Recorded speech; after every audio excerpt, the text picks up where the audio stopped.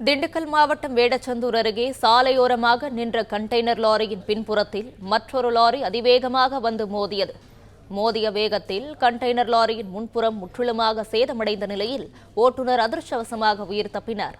இந்த விபத்து குறித்தான கூடுதல் விவரங்களை வழங்கவிருக்கிறார் செய்தியாளர் மணிமாறன். மணிமாறன், வணக்கம். விவரங்களை பகிரலாம்.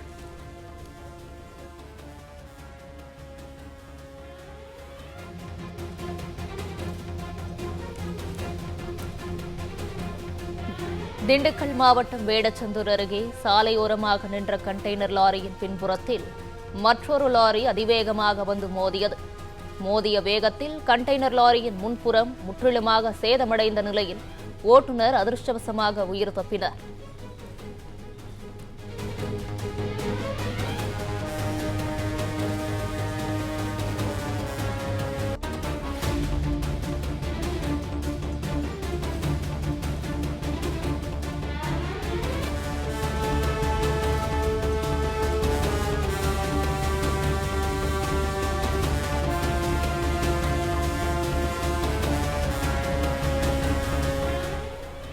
கூடுதல் விவரங்களோடு இணைந்திருக்கிறார் செய்தியாளர் மணிமாறன். மணிமாறன், வணக்கம். விபத்து குறித்தான முழு விவரங்களை பதிவு பண்ணலாம். திண்டுக்கல் மாவட்டம் வேடசந்தூர் அருகே உள்ள விட்டல் நாயக்கன்பட்டி பகுதியில் மதுரை பெங்களூர் தேசிய 4 வழிச்சாலையில் இடதுபுறத்தில் சாலையின் ஓரத்தில் தனியார் நூற்பாலைக்கு செல்வதற்காக கண்டெய்னர் லாரியை பரமன் என்பவர் நிறுத்தி வைத்துள்ளார். அப்போது ராஜஸ்தான் மாநிலத்தைச் சேர்ந்த பில்வாடா பகுதியைச் சேர்ந்த சோனி என்பவர் கண்டெய்னர் லாரி சோலார் பேனல் ஏற்றி கொண்டு வந்துள்ளது. அதை அதே இடத்தில் தூத்துக்குடியில் இருந்து குஜராத் நோக்கி சென்று கொண்டிருந்த லாரியை அதே இடத்தில் ஓரமாக ஓட்டி சென்று வந்துள்ளார்.